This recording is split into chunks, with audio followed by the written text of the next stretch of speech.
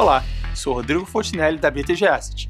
Hoje estou novamente na companhia da Stephanie Birman, economista e sócio do BTG, e com Matheus Moura, sócio responsável pela gestão de fundos florestais aqui no BTG Pactual. Vimos no mês de maio uma melhora na percepção dos cenários econômico e fiscal, com os acontecimentos importantes que marcaram o período. Antes de seguirmos com os comentários da Stephanie sobre os principais acontecimentos desse mês, vamos ver como se comportaram alguns indicadores de mercado. O Ibovespa teve o terceiro mês seguido de alta, com valorização de 6,16%, revertendo assim a rentabilidade negativa no ano e acumulando um retorno de 6,05% de alta, fechando maio na máxima histórica, acima dos 126 mil pontos.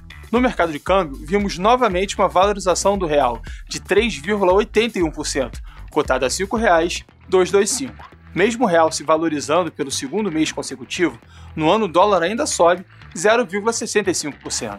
Stephanie, pode apresentar para a gente as perspectivas econômicas atuais e quais foram os principais eventos de maio? Obrigada, Rodrigo. Eu vou falar assim um pouco do cenário doméstico e internacional.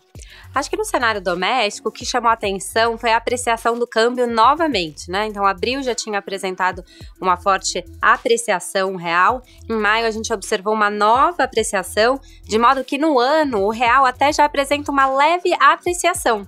E o que explica esse movimento, né, da nossa moeda? Acho que os indicadores domésticos, principalmente de atividade econômica, surpreenderam bem positivamente no último mês. E também, se a gente olhar para a economia internacional, os dados de atividade dos Estados Unidos, principalmente, apresentaram uma desaceleração. Essa combinação ajuda a explicar por que o dólar, de maneira geral, ficou mais fraco e o real se fortaleceu. Vou começar falando um pouco sobre o crescimento econômico no mês de maio. Acho que se a gente olhar os indicadores que foram divulgados nesse último mês, eles são referentes a março. E todos os indicadores, praticamente todos eles, surpreenderam bem positivamente. A produção industrial, as vendas no varejo, a pesquisa mensal do serviço. E aí, quando a gente olha os analistas nas últimas semanas, né, do mês, eles já vinham fazendo revisões para cima do crescimento econômico. E aí saiu o PIB do primeiro trimestre, no início de junho. Esse PIB veio bem acima do esperado, não só em relação à previsão ali da tela, né, que a gente fala do consenso no dia, mas se a gente olhar, comparar o que era a projeção, o consenso algum tempo atrás, ele ainda surpreendeu ainda mais, né? Foi um crescimento do primeiro trimestre de 1,2% na comparação com o quarto trimestre de 2020. E aí, se a gente olhar as revisões para o ano, né? Antes a gente falava nas últimas semanas de um PIB acima de 4%, agora acima de 5%. Inclusive, a nossa projeção já está em 5,6%. E se a gente olhar o risco, né? O balanço de riscos para essa projeção, a nossa avaliação é que ainda é para cima. Por quê? Porque a economia está reabrindo, a economia está cada vez sentindo menos as medidas de restrição. Então, na nossa avaliação, seguindo, né, um ritmo de vacinação, a gente vê um risco, vamos dizer assim, de ficar até acima desse valor. Com esse crescimento econômico mais alto, a gente também observou uma inflação mais alta. Então, quando a gente olha as projeções, tanto para 2021 quanto para 2022, elas subiram.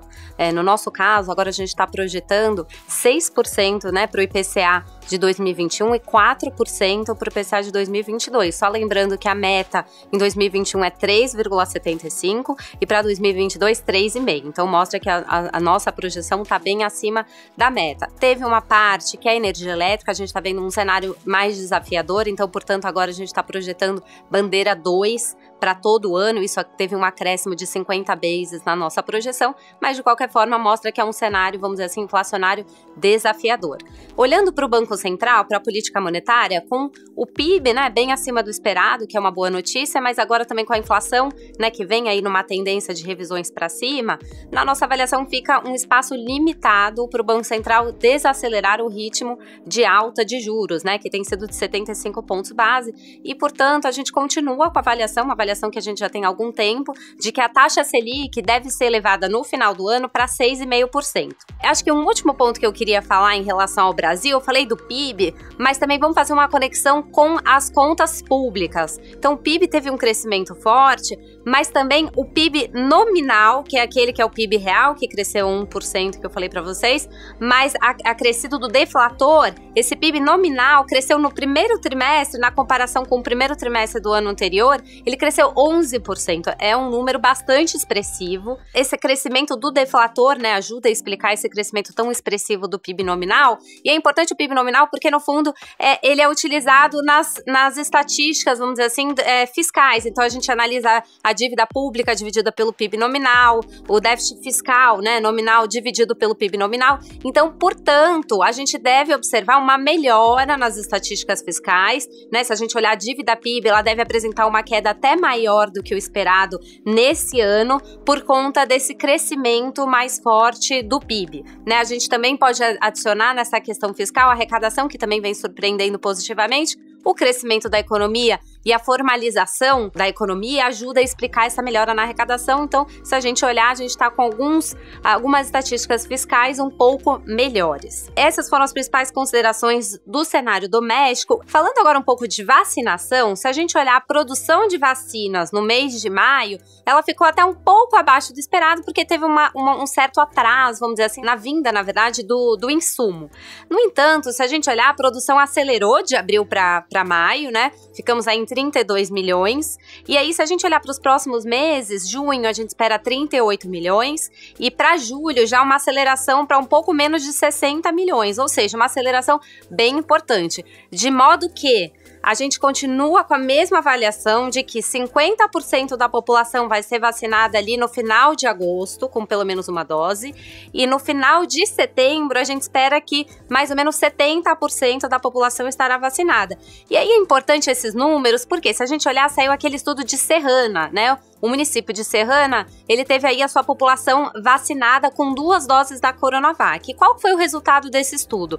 Ele mostrou que com 75% da população adulta vacinada, eles conseguiram reduzir as mortes em 95% e as internações em 86%. É um dado bem animador, e se a gente olhar até agora, mais ou menos, a gente tem 50% da população vacinada com Coronavac, 50% com AstraZeneca. Isso deve mudar um pouco, vamos dizer assim, nos próximos meses. Eventualmente, essa proporção, a gente vai até ter vacinas mais eficazes, vamos dizer assim. Então, se a gente olhar, na nossa avaliação, esse 75% que Serrana, vamos dizer assim, conseguiu como sendo um threshold para essa melhora da vacinação, na nossa conta, 75% da população adulta com 2 doses, assumindo o pipeline de vacina, a gente atingiria ele em outubro. Tem bastante incerteza, mas assumindo que esse estudo de Serrana, né, é uma referência, a gente poderia atingir essas mesmas, vamos dizer assim, estatísticas. É um dado bem importante. Indo para o cenário internacional, o que eu acho que vale destacar? Como eu mencionei no início, os dados da economia americana apresentaram alguma desaceleração. Então, o ritmo de contratação, os índices de manufatura, todos eles surpreenderam um pouco para baixo. Por outro lado, quando a gente olha para a Europa apresentou, na verdade, a aceleração dos dados econômicos. Inclusive, está tendo revisões para cima, nós estamos revisando o PIB da zona do euro para cima. Então, a gente fala que teve um recoupling, né, vamos dizer assim, na linguagem aqui do mercado. Enquanto a economia americana apresentou alguma desaceleração, a economia europeia acelerou, né? Isso ajuda a explicar o movimento do dólar que a gente mencionou no início. E também, se a gente olhar em termos de vacinação, os Estados Unidos já está aí com um pouco mais de 50% da população vacinada com pelo menos uma dose, a Europa um pouco abaixo de 40%, mas essas estatísticas elas devem, vamos dizer assim, convergir no próximo mês, porque a vacinação na Europa está bem acelerada. E aí, em relação à China, um último ponto que a gente gostaria de mencionar no cenário internacional, a gente viu uma aceleração, observou uma aceleração bem significativa da vacinação no mês de maio, de modo que 50% da população lá deve ser vacinada no mês de junho, né? É uma estimativa. E se a gente olhar a economia chinesa, os dados recentes, eles continuam apontando por um crescimento forte, mas na nossa avaliação, alguma desaceleração é esperada para o segundo semestre, porque alguns estímulos, enfim, devem ser retirados, mas a gente continua com uma projeção acima de 8%, a gente tem 8,3% para a economia chinesa, que é um crescimento bem razoável. Então essas foram as nossas considerações do cenário para esse mês de maio. Obrigado, Stephanie. Matheus, depois do panorama apresentado pela Stephanie, conta pra gente o que é o segmento de ativos florestais, suas perspectivas e como é a atuação do BTG Pactual nesse setor. Claro, Rodrigo. Olhando o cenário atual, a gente percebe que a retomada das atividades econômicas, principalmente nos Estados Unidos e China, está sendo muito favorável para o setor de commodities como um todo. Falando especificamente do setor florestal, as exportações de celulose, assim como outros produtos florestais, vêm sendo impactadas positivamente pelos preços que têm atingido máximas históricas nos últimos meses. O setor como um todo está bastante aquecido e temos acompanhado grandes projetos de expansão sendo anunciados pelos principais players do mercado. No Brasil, existem diversos projetos de expansão de capacidade nos setores de papel, celulose e painéis em diversos estados do país, que irão adicionar uma grande capacidade produtiva na cadeia florestal. Além do Brasil, outros grandes projetos que requerem um investimento elevado estão em curso, como por exemplo no Chile e no Uruguai. Esse cenário é muito positivo para o setor e já estamos percebendo uma alta demanda por madeira na região, o que consequentemente pode gerar um aumento de preço de madeira de florestas plantadas e certificadas. Essa tendência não é exclusiva ao segmento de papel e celulose. O mercado também está em franca expansão dos setores de serraria, painéis, laminados e compensado. Isso vem sendo impulsionado pelo crescimento da demanda por produtos florestais e a retomada da economia global. Falando mais sobre o que fazemos aqui no BTG Pactual Timberland Investment Group, que é uma divisão da Asset Management do BTG Pactual e um dos maiores gestores de ativos florestais no mundo, vou explicar para vocês as principais características dessa classe de ativo. Em primeiro lugar, estamos falando de um ativo real, cuja performance tende a estar correlacionada com a inflação ao longo do tempo. Além de ser uma proteção contra a inflação, um grande diferencial é sua baixa correlação com ativos financeiros mais tradicionais, como ações e títulos de renda fixa. Costumamos dizer que, independente da alta ou a queda de juros, as árvores continuarão crescendo e gerando valor para os investidores. Nos perguntam com muita frequência quais são as principais fontes de retorno dessa classe de ativo. A primeira delas é o próprio crescimento biológico das árvores. As vantagens geográficas e climáticas na América Latina, em geral e principalmente no Brasil, têm impulsionado a inovação tecnológica do setor, que destaca-se por sua alta produtividade e baixos custos comparados com outras regiões. No Brasil, por exemplo, temos os ciclos de colheita mais curtos do mundo. O segundo componente de retorno é a valorização do preço da madeira, que aumenta ao longo do tempo, na medida em que as árvores podem ser utilizadas para a fabricação de produtos de maior valor agregado. Além disso, quando compramos a terra, temos uma exposição a uma possível valorização da propriedade, o que pode nos dar um retorno adicional em nossos investimentos. Por fim, a opcionalidade, característica dessa classe de ativos, possibilita planejar ciclos de colheita, podendo postergar o corte e a venda de florestas plantadas, caso as condições de mercado não sejam favoráveis. Então, estamos aqui falando de uma classe de ativo diferenciada, que ajuda a diversificar o portfólio do investidor, trazendo retornos financeiros além de benefícios ambientais e sociais que estão intimamente conectados com a nossa atividade. Muito se tem falado sobre ESG, e temos observado uma busca crescente por políticas sustentáveis pelos nossos investidores. Na nossa área de investimentos florestais, sempre tivemos um forte comprometimento com os aspectos socioambientais nas regiões em que atuamos. Agora, vamos falar da nossa tese de investimentos em ativos florestais no Brasil. Em primeiro lugar, focamos nossos investimentos nas espécies plantadas mais comuns, como eucalipto e pinos. São espécies que possuem alta demanda e mercado consumidor já consolidado. Buscamos estar presentes em regiões com mercados estabelecidos, com uma base de clientes diversificada, diluindo assim os riscos em nossas operações. A venda de madeira é feita para diferentes indústrias e temos como contraparte grandes produtores no mercado nacional e mundial, o que mitiga assim o risco de crédito em nossas operações. No segundo ponto, procuramos também adquirir ativos brownfield, que são propriedades maduras com plantações já existentes, o que diminui a curva J dos investimentos, proporcionando uma geração de caixa para os investidores logo nos primeiros anos dos projetos.